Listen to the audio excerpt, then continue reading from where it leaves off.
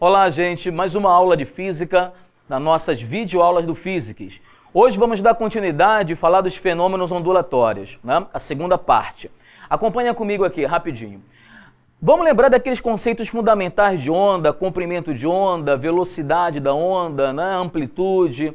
Relembra comigo aqui, vamos lá. O que seria o lambda? O comprimento de onda, que nós representamos pela letrinha lambda, corresponde à distância que a onda percorre ao completar um ciclo.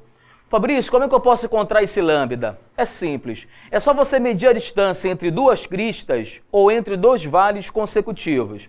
Essa distância te dá justamente o comprimento de onda.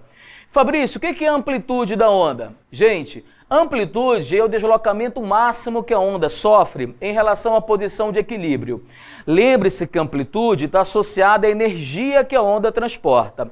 Eu posso pegar uma corda e criar uma pequena amplitude de vibração nessa corda, mas eu também posso criar uma grande amplitude. Quanto maior a amplitude, mais energia essa onda vai possuir, vai transportar. Legal, vamos lembrar um outro conceito fundamental, que é o conceito de frequência. O que vem a ser frequência?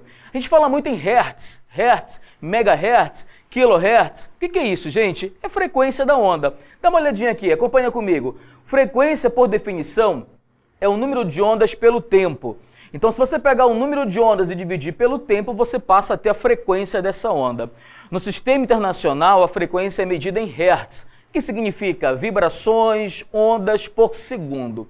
Como calcular essa frequência? Uma maneira simples de você calcular a frequência seria o quê? É a razão inversa do período. É o inverso do período, tá? Ou seja, período é o tempo de uma oscilação para outra. É o tempo que o fenômeno leva para se repetir. Repara que é uma relação realmente inversa. Se eu aumento a frequência de uma corda, eu pego uma corda e estou vibrando aqui, criando ondas. Se eu passo a vibrar com uma frequência maior, o tempo de uma onda para outra diminui. Ah, é verdade. Ou seja, quanto maior a frequência, menor o meu período. Tudo bem? Então, essa é a relação inversa. Aumentei a frequência, provoquei mais oscilações naquele período, naquele tempo, esse tempo de uma onda para outra tende a diminuir. Tá legal, gente? Tá. Equação fundamental das ondas. Vamos lembrar? A gente lembra lá da cinemática que velocidade é espaço pelo tempo, o famoso ΔS e ΔT. Quando você cria uma perturbação, você cria o pulso numa corda, o espaço que esse pulso, que essa onda percorre ao longo da corda, naquele ciclo, nós chamamos de comprimento de onda. E o tempo é o período. Como ainda há pouco vimos, quem é o inverso do período? É a nossa o quê? Frequência. Então, para você calcular aí a velocidade de uma onda, você tem duas expressões que são básicas, que são fundamentais na ondulatória. Velocidade lambda sobre o período ou velocidade lambda f. Aquela famosa equação, né? Vem lamber ferida. Que legal. Gente, acompanha comigo. Agora sim, quais são os fenômenos ondulatórios que o teu vestibular, o teu Enem pode exigir, pode cobrar? Fica de olho. Esses fenômenos principais são, vamos lembrar, reflexão, refração, difração, ressonância, interferência e a polarização. Importante ressaltar que desses fenômenos, a polarização, o últimozinho aqui, só ocorre com ondas o quê? Só ocorre com ondas do tipo transversais. Polarização não ocorre com ondas longitudinais. Tudo bem? Acompanha comigo aqui um pouquinho sobre cada fenômeno. O que vem a ser a reflexão de um pulso? Você pega aqui uma corda, cria uma onda nessa corda, a onda vai, bate e volta. Importante lembrar que esse pulso que reflete, ele pode voltar sem inversão de fase ou ele pode refletir sofrendo inversão de fase. Como assim, Fabrício? Dá uma olhadinha aqui na animação. Observa bem o que vai acontecer. Observe, olha lá. Quando a extremidade em que essa corda está ligada, está presa, é uma extremidade fixa, a onda ela volta sofrendo inversão de fase. Quando a extremidade é livre, ela retorna, ela reflete, sem sofrer inversão. Não entendeu? Olha de novo então, acompanha comigo aqui. Extremidade livre, a onda volta sem sofrer inversão de fase. Não esqueça disso. E na extremidade fixa, vejamos, a onda reflete invertendo de fase. Ela vai por cima e volta por baixo. Tudo bem, gente? Essa dica é importante, super importante. Esses detalhes às vezes são cobrados, fique ligado nisso daí.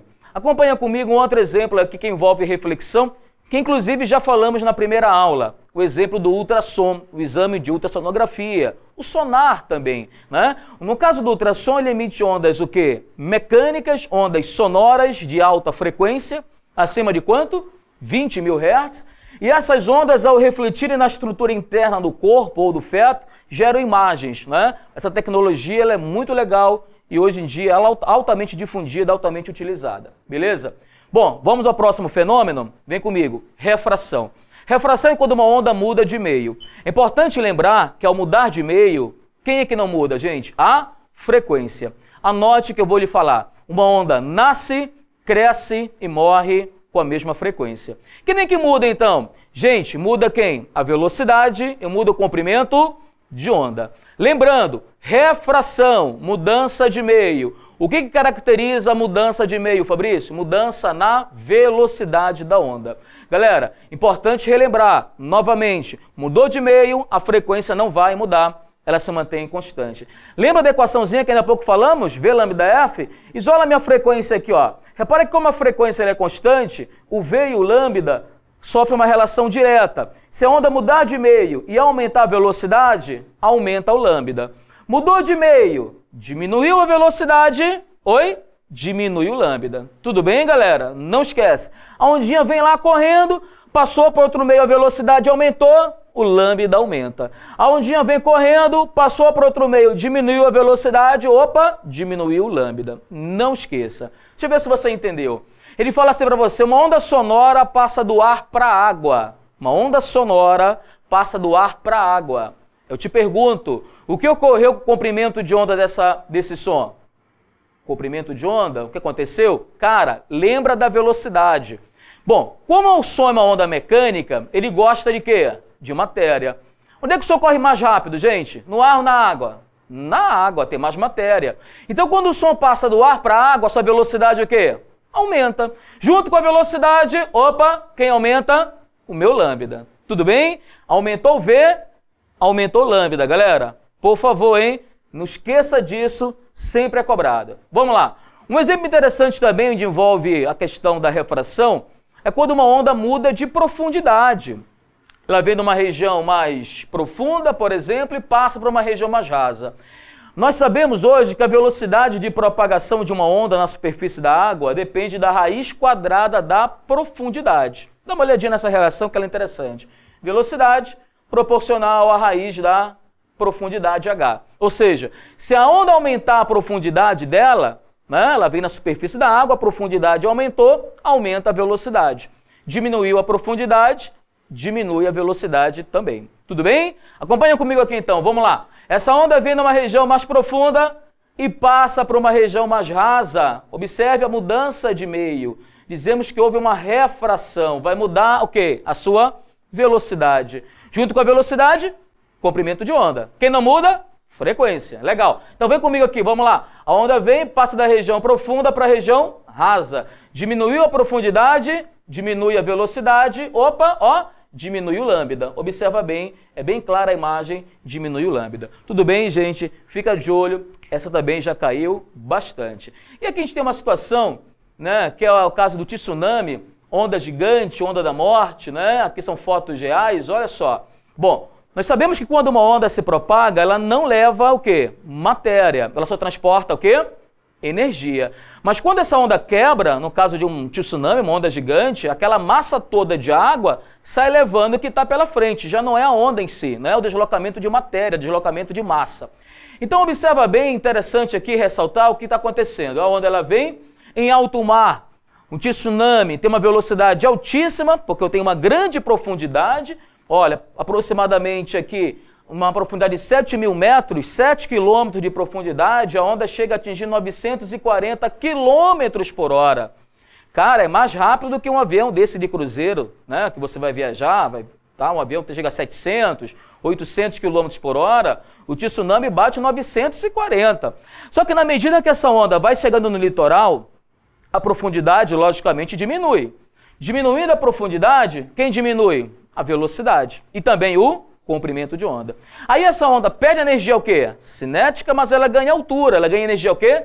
potencial. E aí que mora o perigo, que quando essa onda quebra, ela sai devastando, levando o que está pela frente. Tudo bem, pessoal? Então é uma questão interessante, de repente, para a sua prova. Legal? Vamos para o próximo? Vamos lá. Difração.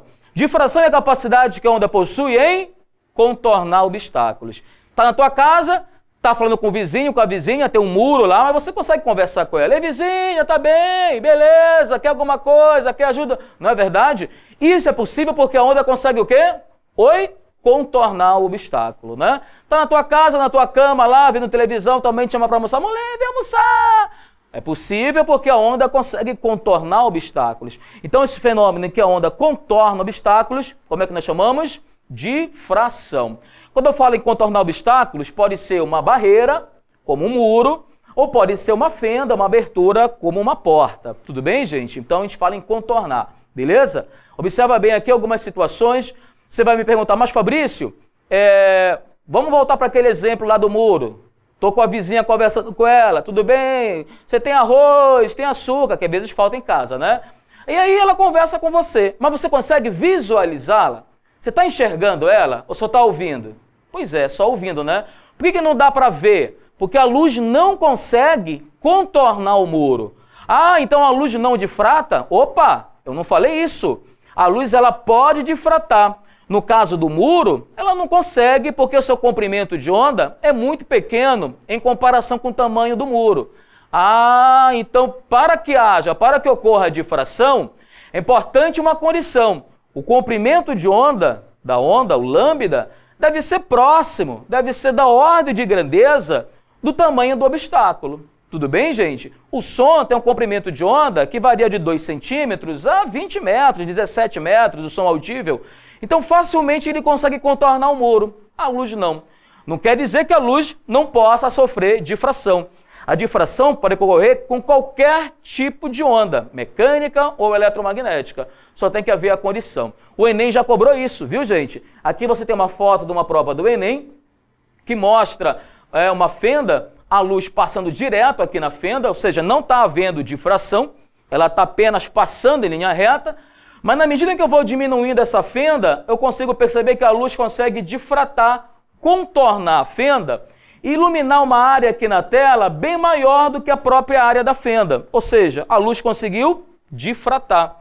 Agora, isso aconteceu por quê? Porque nesse caso, o tamanho da fenda chegou próximo ao comprimento de onda da luz, facilitando a ocorrência da difração.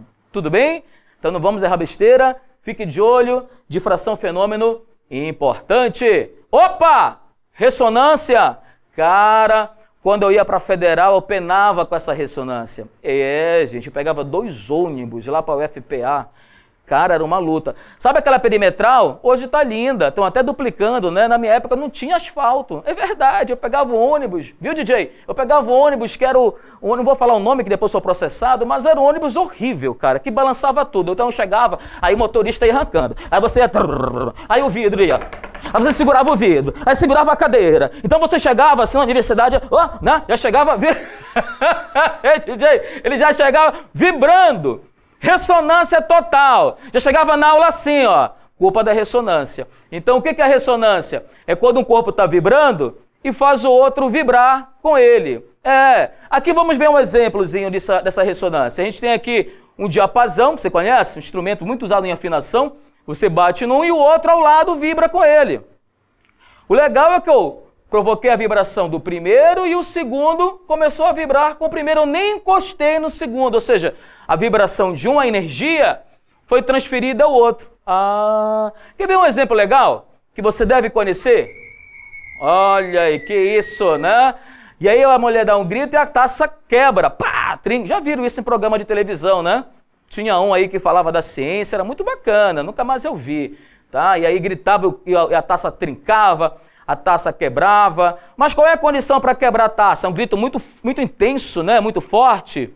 Não é bem isso, gente. A condição para que a taça ela trinque, ela entre em ressonância com a onda sonora, é que a frequência natural de vibração do copo seja igual à frequência da onda.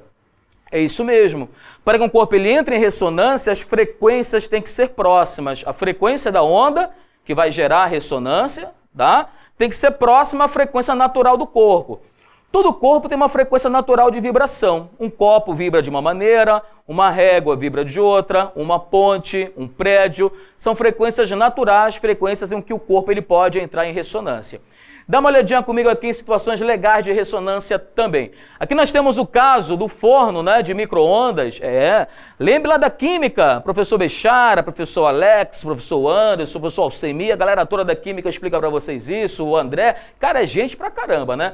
Dá uma olhadinha aqui. O que nós temos aqui? Você tem a molécula de água, né? E aqui você tem o H2O. Como você tem uma ligação de 104,5 graus, essa molécula de água, ela é polar, né?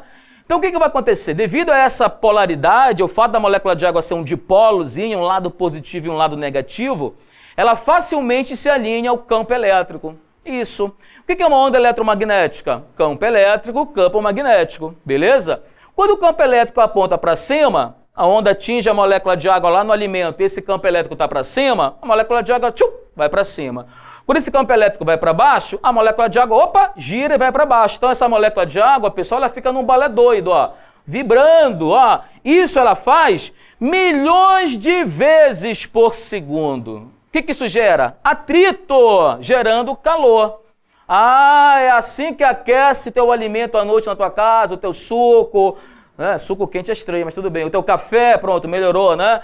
Como é que aquece? Através da ressonância. A onda atinge o alimento e as moléculas de água começam a vibrar, provocando atrito, gerando calor. Tudo bem? Então, se na tua prova lá do vestibular, essa já caiu também, ele vier falando de forno de micro-ondas, de aquecimento e qual é o fenômeno, não esqueça que aí está ocorrendo a ressonânciazinha, tudo bem? E aqui a gente tem um exemplo legal entre aspas, né? É curioso, que foi da ponte de Tacoma, em 1940, nos Estados Unidos. Essa ponte entrou em ressonância com rajadas do vento. É isso mesmo. O vento bateu na ponte, a ponte vibrava, uma outra rajada bateu, né, periodicamente, e essa ponte começou a vibrar com amplitudes cada vez maiores, até que ela veio a ruir, ela veio a quebrar. Olha só, né? Que legal. Então aqui é um fenômeno também de ressonância. Tudo bem? Vamos ao próximo? Bora que o tempo está acabando. Vamos lá, vem comigo. Interferência, galera. Gente, interferência não é nada mais, é um fenômeno que ocorre quando duas ou mais ondas se encontram. E aí você pode ter interferência, vamos lembrar, construtiva ou interferência destrutiva.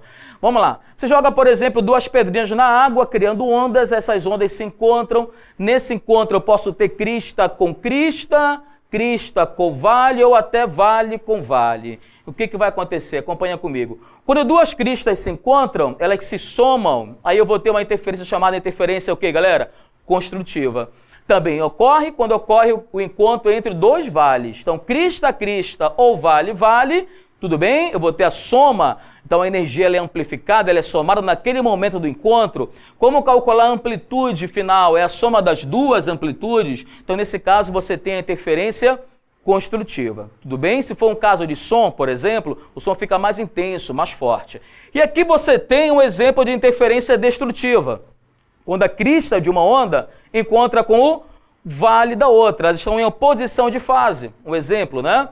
Beleza? No caso de ondas longitudinais, no caso do som, só reforçando, é quando a região de alta pressão encontra a região de baixa pressão. É porque o som é uma onda de pressão, né? Região de alta e baixa pressão. Tudo bem? Então, nesse caso, a gente vai ter uma interferência do tipo destrutiva. Tudo legal? Beleza? Então, aqui nós temos um exemplo, como ainda há pouco conversamos, né? Da propagação sonora, tá certo? Onde o som é uma onda de alta e baixa pressão. E aí eu lhe pergunto, som com som pode resultar em silêncio? Pode. Som com som pode resultar em silêncio? Pode. Se ele vier falando isso para você, já sabe qual é o fenômeno responsável por isso? Interferência, no caso, destrutiva. Um fenômeno curioso também que ocorre com ondas sonoras é o fenômeno do batimento. Tudo bem? Batimento é quando há uma oscilação. O som ora fica forte, ora fica fraco, ora fica forte, o som fica...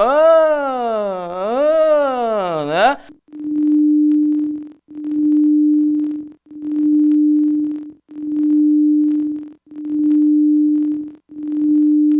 Aí o som fica forte, fica fraco. Quer dizer, ocorre quando ondas sonoras de frequência próximas se encontram. Esse já caiu na UEPA, tá? É uma dica interessante, fenômenozinho do batimento. E como eu lhe falei, olha, o computador analisa o som, analisa um ruído, vê como é que é o formato da onda, comprimento de onda, frequência e emite um som igual, mas em oposição de fase. Né? Como eu lhe falei, onde a pressão é alta, a outra é baixa. Quando as ondas se encontrarem, uma consegue anular a outra. Isso é tecnologia do silêncio. Tudo bem? Então, som com som pode resultar, sim, em silêncio. E a luz sofre interferência? Sofre, claro que sim. Quer ver um fenômeno bonito de interferência luminosa? Vocês já viram aquele colorido da bolha de sabão, né? Aquele colorido que você vê em CD e em DVD também tem a ver com interferência. Muita gente pensa que é dispersão esse fenômeno, que é aquele fenômeno do arco-íris. Não é. Isso é um erro muito comum, viu, gente? Arco-íris é um fenômeno, bolha de sabão é outra coisa. Não vai errar essa, hein? Arco-íris é a separação da luz branca, apenas isso. É a dispersão da luz. E o colorido das bolhas de sabão deve-se à interferência luminosa. Mas como é que acontece isso, né, gente? Dá uma olhadinha aqui. Quando a luz incide na película da bolha, parte da luz reflete em cima, logo na parte superior da película, e parte reflete internamente na película. É exatamente isso. Essas ondas, depois da reflexão, elas se encontram. E nesse encontro, elas ficam defasadas. Crista com vale. Como a luz branca é uma mistura de cores, com vários comprimentos de onda, algumas cores se somam, outras se anulam. Como a espessura da bolha de sabão não é constante, não é uniforme, tem parte que a espessura é maior, tem parte que é menor, essa luz percorre caminhos diferentes, o que gera padrões de interferência diferentes. Tudo bem? Então, colorido de bolha de sabão não é dispersão. Qual é o fenômeno? Interferência da luz. Tudo bem?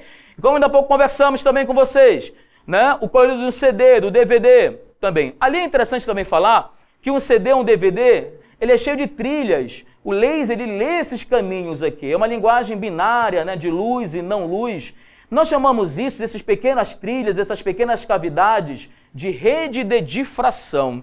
Quando a luz ela entra, penetra nesses orifícios. E aí a luz ela sofre esse fenômeno e ao refletir, como as ondas ficam fora de fase, algumas se somam, outras se anulam, como ocorre lá nas bolhas de sabão, também gerando interferência da luz. Tudo bem? Olha só, hein? Que legal, tá? Lembrando aqui a diferença rápida entre Blu-ray, DVD e o CD. Antigamente você comprava, usava, todo mundo era o CD, era uma mania nacional, né? Eu falo antigamente, mas já tem um bom tempo, né? Tudo bem? Mas hoje a pessoa já está numa outra tecnologia mais avançada, que é Blu-ray Disc, né? Que é a luz azul, é o laser azul. Qual é a diferença, Fabrício? Olha só, é a capacidade de armazenamento de dados. Um CD comum, as trilhas, essas cavidades, né? Esses bitzinhos aqui, ó, eles eram imensos, né? Tá certo? Olha a distância entre uma para outra. Na medida em que eu vou desenvolvendo, melhorando, aperfeiçoando meu laser, trabalhando com laser com frequência maior e, consequentemente, menor comprimento de onda, esse laser tem um poder de resolução maior. Ele consegue ver trilhas menores. Consequentemente, a quantidade de dados que você consegue armazenar agora na mídia ou no CD é bem maior. Tudo bem? Agora, logicamente, esse laser aqui, um laser vermelho, ele não consegue ler um Blu-ray. Não dá, porque ele tem um comprimento de onda muito grande. Já o laser do Blu-ray consegue ler as outras, porque ele tem uma capacidade de leitura maior. Tudo bem? Já que ele trabalha com uma luz de maior frequência, que é o azul, em comparação com o vermelho, e a luz azul, por ter maior frequência, tem menor comprimento de onda. Cara, essa é uma questão legal. Tudo bem? Então aqui a gente tem o poder de armazenamento, só para te ter uma ideia, um CD convencional 700 megabytes e um Blu-ray 25 gigabytes. É muito mais. Tá legal? Beleza? Vamos lá. Como eu lhe falei, só para reforçar, para você não esquecer, arco-íris é uma coisa, bolha de sabão é outra. Arco-íris é o fenômeno da refração que ocorre devido à dispersão da luz. E as bolinhas de sabão é interferência da luz. Tudo bem? Essa já caiu e o pessoal gosta de errar. Como você é do Físicas, você mora aqui, você não vai errar. Beleza? Ah, essa é legal. Você tá vendo meu óculos? Quase não tem reflexo. Esse óculos ele tem um tratamento anti-reflexo, as lentes, né? O que seria esse tratamento anti-reflexo? Na verdade é uma películazinha, né? Uma pequena película que é colocada no vidro e essa luz ao refletir no vidro, parte reflete nessa película, nesse verniz, e parte reflete no próprio vidro. as ondas ficam defasadas, ficam fora de fase. Crista com vale. O que acontece quando a crista de uma encontrar com o vale da outra? Elas se anulam. Elas se anulando, eu elimino o reflexo. Então o tratamento anti-reflexo, esse verniz que eles passam, né, na lente dos óculos, é para retirar o reflexo. E como é que eu consigo retirar esse reflexo? Através da interferência. Tudo bem? Então olha que legal, de repente uma questão para a sua prova. E para finalizar, último fenômeno, que pena, né, gente? Polarização. O que é polarizar uma onda? Polarizar uma onda é fazer uma onda vibrar em apenas um plano. Vamos lembrar da luz, né? A luz é uma onda transversal, mas não pense você que ela vibra bonitinha, senão ela vibra assim, ela vibra em vários planos. Polarizar uma onda é fazer essa onda vibrar em um plano apenas. Isso pode ser feito como? Dá uma olhadinha aqui. Aqui a gente tem uma analogia rapidinho para você entender legal. Eu peguei aqui uma corda, vibrei a corda na vertical, eu tenho uma fenda vertical, a onda vai passar. Mas se eu vibrar a corda na vertical e a fenda for horizontal, a onda é bloqueada, ela não passa. Um filtro polaroide, ele faz mais ou menos isso. Tá aqui, gente, olha, isso aqui é um filtro polaroide. O que esse filtro ele faz, tá? Ele deixa a luz passar em apenas um plano. Então a luz ela vem aqui passando em vários planos, passou pelo filtro, ela passa até um plano de vibração. Dizemos que ela foi o quê, então? Ela foi polarizada. É isso que ele faz, tá? Agora, lembrando, somente ondas o quê? Transversais podem ser o quê? Polarizadas. A luz pode? A luz pode, ela é transversal. O som pode? O som não, porque o som é uma onda o quê? Longitudinal. Então se ele vem com esse papo de que o som foi polarizado, mentira, o som não pode, o som é uma onda longitudinal. A luz pode, porque a luz é o quê? Transversal. Agora olha que legal, essa já caiu várias vezes, o que acontece se você colocar dois filtros polaroides com planos de polarização perpendiculares, 90 graus. Eles bloqueiam a luz. Observa a animação. O primeiro filtro filtra na vertical. Se o segundo filtro estiver na horizontal, não há como a luz passar. Tudo bem? Então, dois filtros polaroides formando 90 graus entre si, bloqueiam a luz. Observa aqui, acompanha comigo. Nós temos aqui, ó, a luz passando pelos dois. Ou seja, o que mostra que os dois estão no mesmo plano. Eu não sei qual é o plano, vamos supor que ambos sejam verticais. Então a luz passou pelo primeiro e passou pelo segundo. Mas se eu pegar o segundo filtro e girar, bora ver o que vai acontecer? Ó, olha aí. Opa! O que aconteceu? Nessa região de interseção, observa bem aqui, ficou escura, o que mostra que a luz não está passando. E por que não está passando? Porque enquanto um filtro polariza num plano, o outro polariza num plano perpendicular ao primeiro. Tudo bem, gente? Então, dois filtros polaroides formando 90 graus entre si, bloqueiam a passagem da luz. Tá legal? Lembrando que a polarização, bora voltar, só ocorre com ondas o quê? Não ouvi? Transversais, tá legal, beleza. Acompanha comigo aqui uma outra aplicação legal de polarização. Eliminação de reflexos, não da lente, não vai fazer doidice, não vai confundir. Aquele caso lá da lente do óculos, né, da película, do meu óculos, a interferência. Aqui a eliminação de reflexos externos. Por exemplo, você está batendo aqui essa foto, observa a diferença. Na primeira foto, não há quase reflexo, e na segunda tem muito reflexo. Como é que pode? A diferença é que nessa primeira foto aqui, você está vendo? Eu estou usando um filtro polaroide na minha máquina. E o que esse filtro vai fazer, Fabrício? Esse filtro vai bloquear a luz refletida. Por quê? Porque a luz refletida ela é parcialmente polarizada. Exatamente. Então, quando a luz ela vem e reflete na água, ela volta polarizada. Então, se eu usar um filtro, eu vou bloquear essa luz. Olha que legal essa. Olha lá, a luz vem, refletiu aqui na interface, né, a água, isso também acontece com vidro, em superfícies planas, como ar, como vidro, tá? E aí essa luz ela volta parcialmente polarizada. Então, se você usar um filtro polaroide, você bloqueia essa luz. Novamente, observe aqui as duas fotos. Em qual delas se usou um filtro polaroide para eliminar o reflexo? Na primeira ou na segunda? Na segunda. Claro que a luz de dentro atravessa, mas a luz refletida no vidro não, porque ela é bloqueada por quem? Pelo meu filtro polarizador. Tudo bem? Então, cuidado com isso aqui também, que é uma questão legal. E aqui, mais uma situação, são aqueles óculos Ray-Ban, que tem filtro Polaroid, eu digo do Ray-Ban, né? Eu tenho merchandise aqui também, a gente ganha por fora, tá? Mas, na verdade, existem outras marcas. Então, a luz, ela vem e reflete na água, um óculos comum e um óculos com uma lente Polaroid. Olha a diferença na qualidade da imagem, né, galera? Brincadeira, correto? Beleza. Ah, é verdade. Vamos voltar aqui. Dá uma olhadinha aqui rapidinho. O cinema 3D. Você já foi lá no shopping? De cinema 3D, show de bola, né? Muito bacana, cara. Tem uns filmes lá, show de bola mesmo. E é legal que quando você olha, realmente dá essa ilusão, né? De um objeto estar mais próximo, outro está mais profundo, está mais longe. Como é que isso é possível, Fabrício? Olha, uma das tecnologias usadas é a polarização da luz, tudo bem? Como é que eu consigo fazer isso? Dá uma olhadinha aqui. Na tela do cinema são projetadas duas imagens. Uma para o teu olho direito e outra para o teu olho esquerdo. São duas cenas que são projetadas na tela. Quando esse filme ele é produzido, gente, ele é gravado com duas máquinas. Uma fazendo o papel do olho direito e a outra do olho esquerdo. E ambas as imagens são lançadas na tela.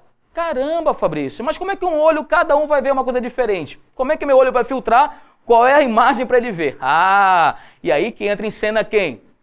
A polarização. Tudo bem? O que acontece? Quando você coloca aquele óculos, que é o show de bola, eu adoro colocar, eu já uso óculos, põe aquele outro óculos, fica um lesão, com dois óculos assim lá no cinema.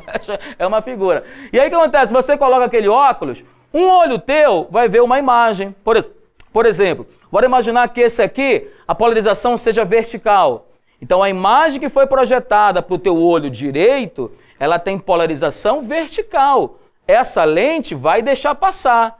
Tá? A outra imagem que tentar passar por aqui, você não vai passar por aqui não. Você vai passar pela outra lente, porque a outra lente tem polarização na horizontal. Legal! Então cada olho da pessoa ali ao colocar o óculos, enxerga uma imagem diferente. Isso que dá a ideia de 3D, né? Dá a ideia de profundidade. Tudo bem? Então se ele falar em 3D, já lembra que isso daí tem a ver com o quê? Tem a ver com polarização. Beleza, galera? Eu espero que essa aula tenha sido produtiva para vocês. Até o próximo encontro. Vamos falar da parte de acústica, fazer uma revisão geral, efeito Doppler, semana que vem. Grande abraço e um beijo.